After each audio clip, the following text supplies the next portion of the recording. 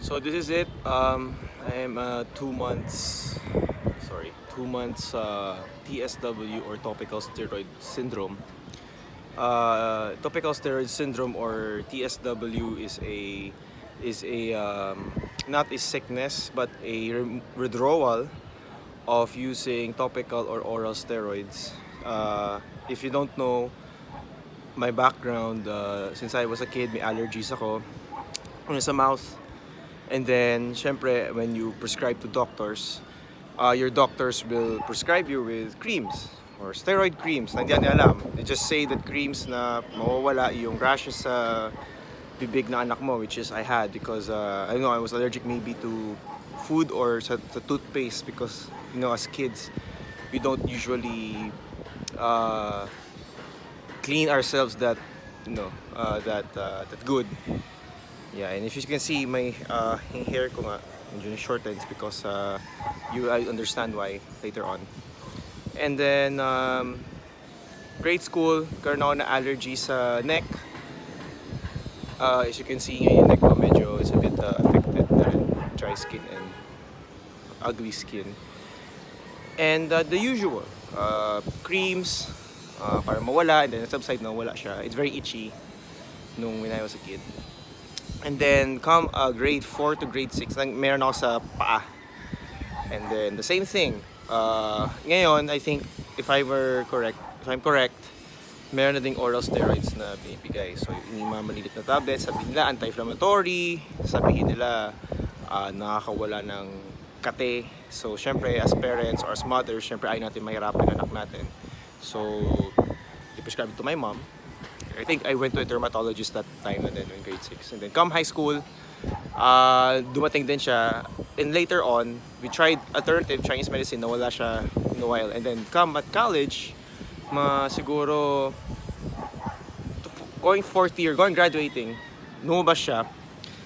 But before that, meron ako sa legs, which is still just red and itchy, tolerable. Like I graduated college naman with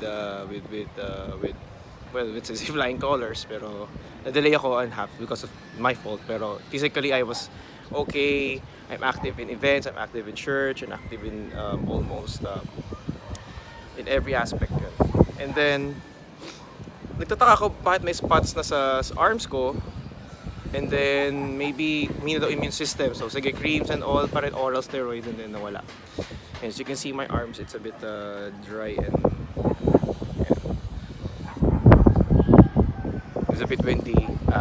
My back is it's Manila, and then dito Pier in Pasay, near yata dito, and then Makati, San Juan. Ayan, cemetery, it's at the back. So, and then I entered, graduated ako, pero nagkaroon ako ng parang stiffness sa neck ko. It was very red, very red. My entire body was very red, very itchy. And later I found out na na pala yun, inflammation. So my skin is inflamed already. Kumbaga, you're literally on fire. Yun na yun. Na you can't stop scratching, you can't sleep. Sobrang kate, sobrang itchy. And then, I learned that nung sa conference, I entered the Christian conference, and then pauwi ako, I didn't feel so well. To the point na lalagnatin ako. And then we went to allergologist, and then she said na kung sa hospital residential yan, it's goes to confinement. And then she gave me now the strongest that she could give na steroid creams and oral steroids. It worked for a while, pero di kami satisfied. We went to another dermatologist during my work, during my present job. Na yun, I'm on leave because I can't really. It's really a disappointing season for me. It's because I can't perform the things that I needed to perform lately. So applying to this second job, the first job ko, I was inflamed, and then I got may sugat na dito, as in very dark yung neck ko. And it was not pleasing to the eyes, and it's not a clean environment, so madumi, dusty, and also I resigned. But I don't want to be stagnant for too long. I want to provide in a way for my family and for my career. So I went to this second job, and applying in the job, I can't barely walk. Some of maybe if you're watching and then you're in the HR knows this. I can't really walk, as in para akong handicap that time. Um, and then, steroids came pa rin, antihistamine, and then steroids just to keep me on going. I was red and flame, but still, I don't care, I can still perform. Until such time na last July, I felt that my body is starting to give up. Na I think it had enough of medicines and steroids maybe. And then sabi ko, sige, we went to a biochemist, which is he is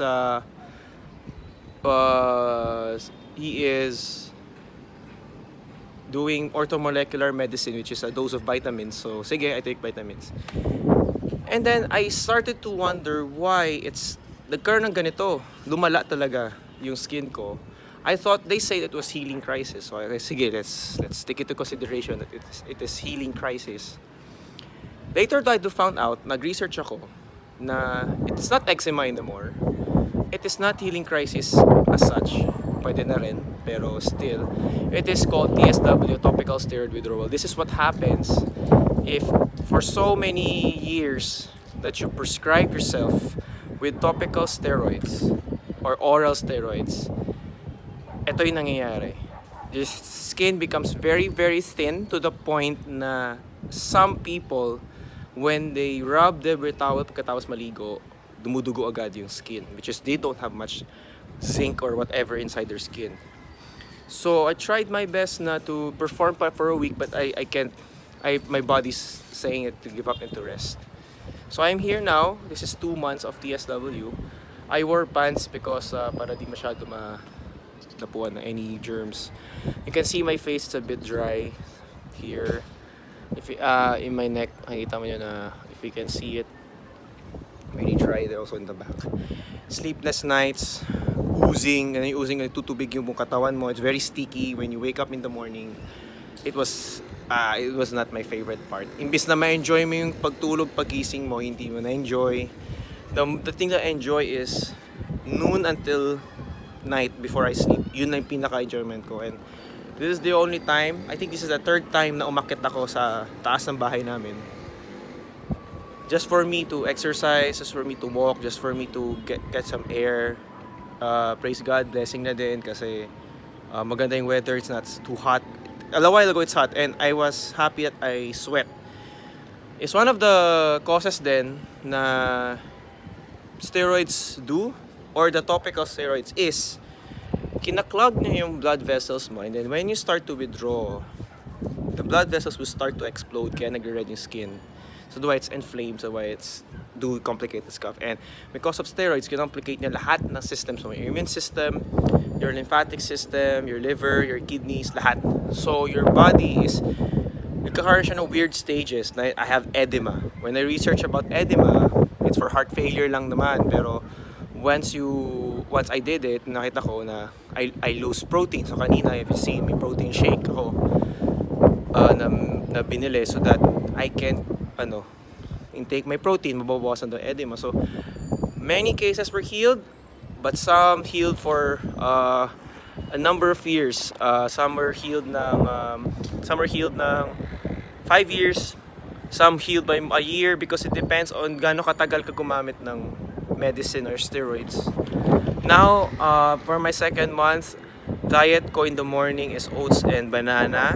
Pag may protein shake, I add or avocado. But I research ako, avocado is not good for sensitive skin kasi may salicylates, if I mind right. I don't know, but basta merong substance siya that would cause irritation to your skin. So wag muna in this type of situation or stage, I mean. And then lunch ko, buto-buto sabaw, ganyan. And then fish, it's important to have protein as well and omega-3. That's why kanina meron akong salmon. It's just my snack. And then dinner, I don't know what, basta iba-iba. Basta fish, and then protein, fish and protein. At least, para to cope up with it. Sa creams, I use Vaseline or sa Pilipinas, sikat yung petroleum jelly. Yun ang ginagamit ko kasi I'm still following a protocol na no moisturizing withdrawal. So, mas nakatulong daw for dry skin and all. So, I'm following a NMT or no moisturizing treatment by Dr. Sato, but not completely. Mas very strict sila sa Japan. So, Exercise, sleep, and diet yung focus nila. So I'm trying to do that. Sleeping. This, the first part, medyo madali.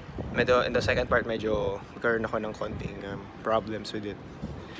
Yeah, so this is 2 months of TSW. I can't really show you the other details ng ating katawan ko, but it is if nalaga zombie series, it's close to that. Yeah.